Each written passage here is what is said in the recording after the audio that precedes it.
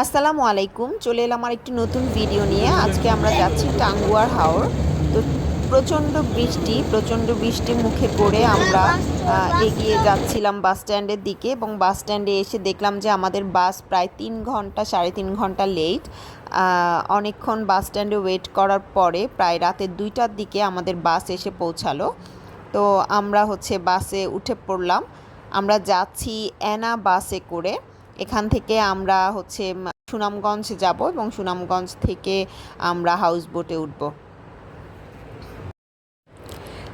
তো বাসে যেতে যেতে প্রচণ্ড ক্ষুধা লেগে গেল, এবং পথে যাত্রা বিরতিতে যখন বাস থামলো তখন প্রচণ্ড ক্ষুধায় আমরা সবজি, গরুর মাংস আর পরোটা খেয়ে নিলাম, এবং তারপর 1 কাপ জোস চা খেয়ে আমরা আবার বাসে উঠে পড়লাম। তো বাসে উঠেই আমরা ঘুমিয়ে পড়লাম, এবং ঘুম থেকে উঠে দেখলাম যে আসলে আমরা প্রায় কাছাকাছি পৌঁছে গেছি, এবং হাওর অঞ্চলের সৌন্দর্য শুরু হয়ে গিয়েছে। চারপাশে পানি আর পানি, পানি আর পানি। তো আমরা সুনামগঞ্জ চলে এসেছি। এখান থেকে আমরা একটা অটো ঠিক করে নিলাম, এবং অটোতে করে আমরা চলে গেলাম ঘাটে, যেখান থেকে আমাদের হাউস বোট ছাড়বে। আমাদের আসলে অনেক দেরি হয়ে গিয়েছে, আমাদের হাউস বোট আমাদের জন্যই ওয়েট করছিল।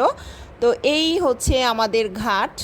আমরা চলে এসেছি ঘাটে। এখান থেকে এখন হাউস বোটে উঠবো আমরা।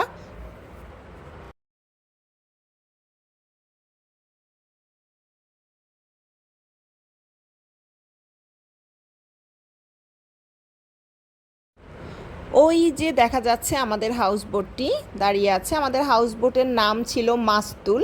এই এন্ট্রেন্স। তো চলুন দেখে নেই আমাদের হাউস বোটটি।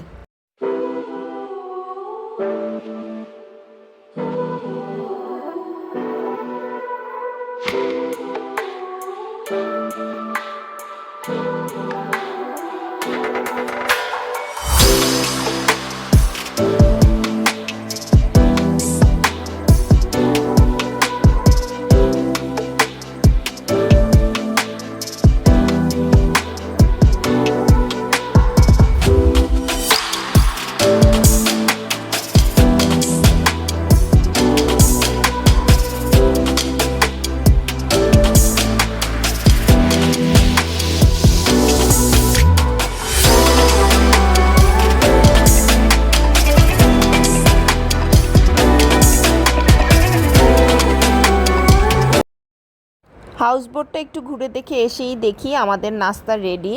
এই পরিবেশে এই অসাধারণ নাস্তা আর এই অসাধারণ টেস্টের খাবার আসলে পুরাই জমে গিয়েছে, বলে বোঝাতে পারবো না, এত অসাধারণ খাবার। তো আমরা আস্তে আস্তে টাঙ্গুয়ারের হাওরের দিকে এগিয়ে যাচ্ছি।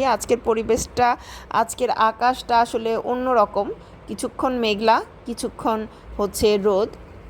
তো এই যে আমাদের হাউস বোটের সামনে এখানে একটা দোলনা আছে।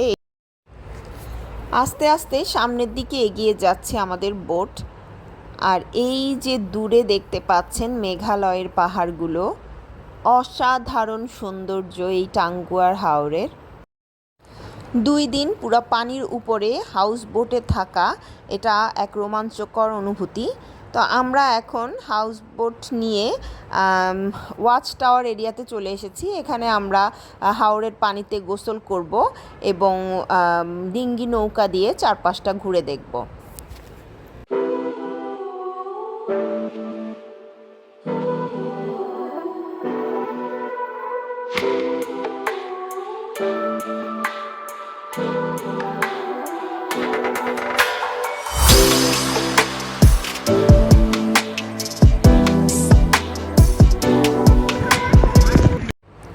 আমরা এখন ওয়াচ টাওয়ারের উপরে। ওয়াচ টাওয়ার থেকে চারপাশের দৃশ্যটা এত অসাধারণ, আপনারা দেখতেই পাচ্ছেন। এটা আসলে বলে বোঝানোর মতো কিছু নেই, এত অসাধারণ, এত সুন্দর। আর আজকের আবহাওয়াটা দেখেন, অসাধারণ আবহাওয়া। ওয়াচ টাওয়ারের উপর থেকে চারপাশটা অনেক সুন্দরভাবে দেখা যায়।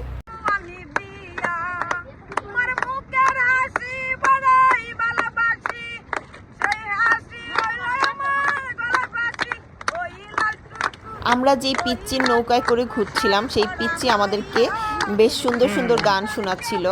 আনফর্চুনেটলি ভিডিওটা করার সময় পানি ছিল ক্যামেরাতে, তাই ভালোভাবে করা যায়নি, তখন খেয়ালও করিনি। তো আমরা আবার ফিরে যাচ্ছি আমাদের হাউস বোটে। আসার পর দেখলাম আমাদের স্ন্যাক্স রেডি। খাওয়া দাওয়া করে আবার সৌন্দর্য অবলোকনে মনোনিবেশ করলাম। ওই যে দূরের মেঘালয়ের পাহাড়, যে কারো মন নিমেষেই কেড়ে নেবে।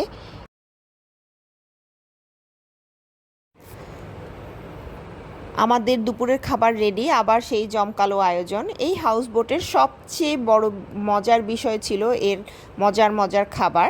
তো খেতে খেতে আমাদের বোট চলে এলো নীলাদ্রি লেকে। আমরা এখন নীলাদ্রি লেকে নামবো এবং এখানে ছবি টবি তুলব। তো আপনারাও আমাদের সাথে সাথে দেখে নিন বাংলাদেশের সুইজারল্যান্ড।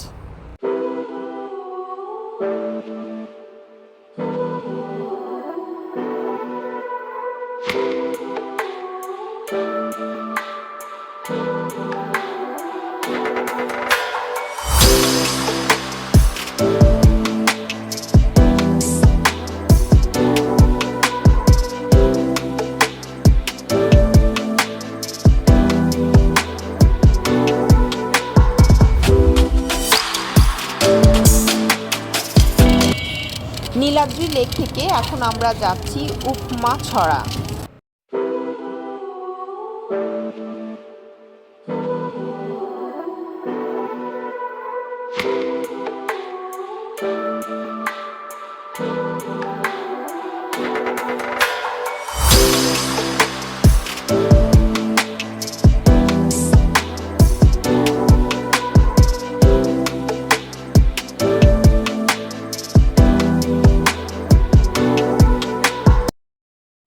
আমরা চলে এলাম আবার ঘাটে। উপমা ছড়া থেকে আসতে আসতে প্রায় রাত হয়ে গেল। আজকে রাতে আমাদের বোট নীলাদ্রি লেকের পাশে এখানেই নোঙ্গর করবে, এখানেই আজকে রাতে আমরা থাকব। চলুন তাহলে একটু দেখে নেই রাতের সৌন্দর্য।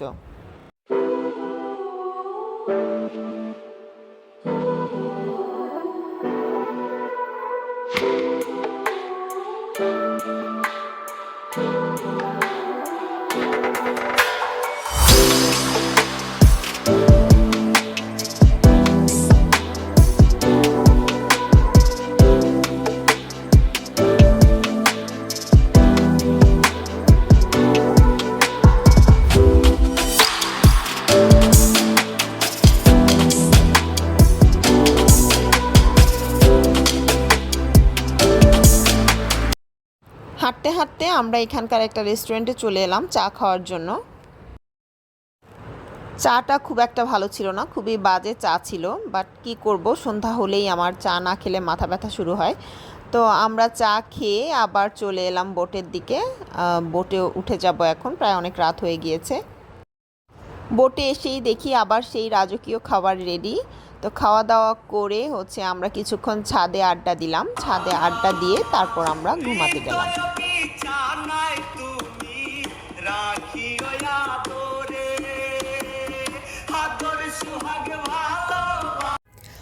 পরদিন সকালে ঘুম থেকে উঠে দেখি আমাদের হাউসবোট অলরেডি যাত্রা শুরু করে দিয়েছে। আমাদের গন্তব্য শিমুল বাগান। যদিও এই সিজনে শিমুল ফুল থাকে না, তবুও শিমুল বাগানের সৌন্দর্য যেন অন্যরকম। বাগানে চড়ে বেড়াচ্ছে ঘোড়া এবং পাশেই বয়ে চলা জাদুকাটা নদী এবং নদীর ওই পাশে মেঘালয়ের পাহাড়। এ যেন বাংলাদেশ নয়, অন্য কোনো এক দেশ।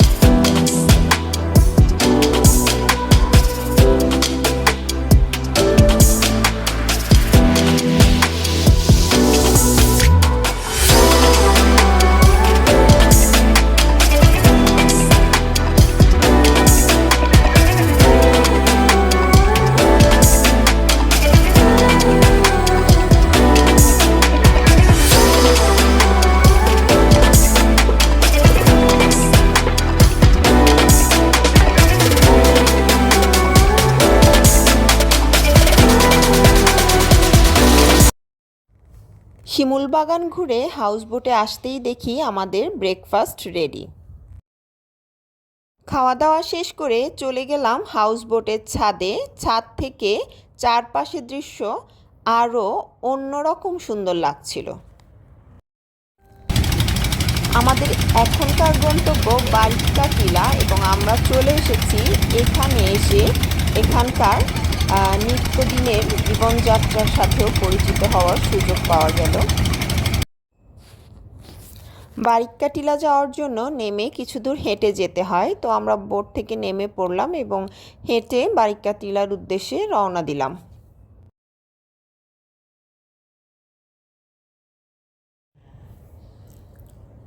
আমরা চলে এসেছি। এই জায়গাটা হচ্ছে আসলে বাংলাদেশের একদম লাস্ট পয়েন্ট। ওই পাশে হচ্ছে ইন্ডিয়ার নোম্যান্স ল্যান্ড এবং তারপরেই হচ্ছে মেঘালয়। এই পাশে হচ্ছে জাদুকাটা নদী এবং এখানে বিডিআররা হচ্ছে ছবি তুলতে নিষেধ করে, কেন করে আমি জানি না। তো আমরা হচ্ছে ঘুরে টুরে আবার হাউস বোটে চলে এলাম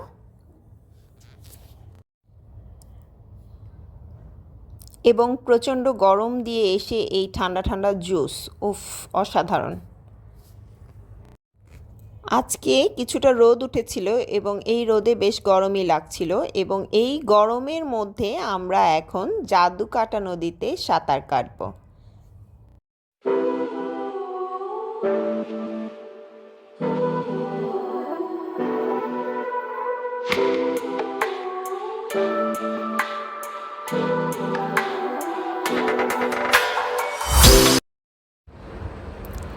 বেশ কিছুক্ষণ পানিতে সাঁতার কেটে এরপর আমরা চলে এলাম আবার বোটে এবং বোটে এসে দেখি যে আমাদের দুপুরের খাবার অলরেডি সার্ভ করা হয়ে গিয়েছে এবং সেই মজার মজার খাবার।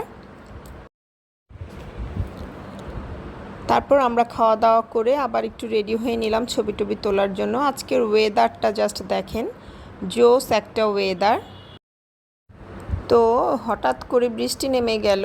তো আমরা যেটা করছিলাম যে আমাদের রুমের জানালায় বসে বসে বৃষ্টি উপভোগ করছিলাম। তো বৃষ্টির অবস্থা দেখে মনে হচ্ছিল একটু পরেই বৃষ্টি আবার থেমে যাবে। তো আমরা ওয়েট করছিলাম কখন বৃষ্টি থামবে এবং কখন আমরা ছাদে গিয়ে কিছু ছবি টবি তুলব। তো দেখতে দেখতে বৃষ্টি থেমে গেল, আকাশ যথেষ্ট মেঘলা এখনও। তো আমরা ছাদে উঠে এলাম এবং ছাদে থেকে যে প্রকৃতিটা কি অসাধারণ লাগছিল আপনারা জাস্ট দেখেন, এত সুন্দর ওয়েদার। তো এই প্রকৃতি আমরা ছাদে বসে উপভোগ করছিলাম, অসাধারণ লাগছিল। এরই মাঝে আমাদের বিকালের চা এবং সাথে চানাচুর মাখা সার্ভ করা হলো। এই প্রকৃতিতে এই অসাধারণ স্ন্যাক্স আসলে জমে গিয়েছিল পুরোই।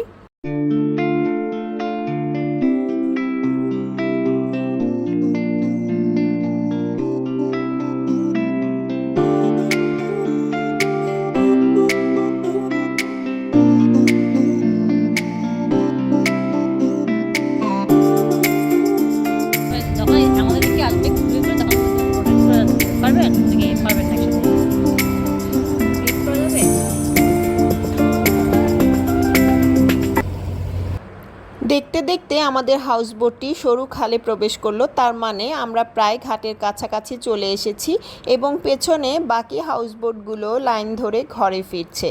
তো সবাই ভালো থাকবেন, সুস্থ থাকবেন। নতুন আরেকটি ব্লগে দেখা হবে। আল্লাহ হাফেজ।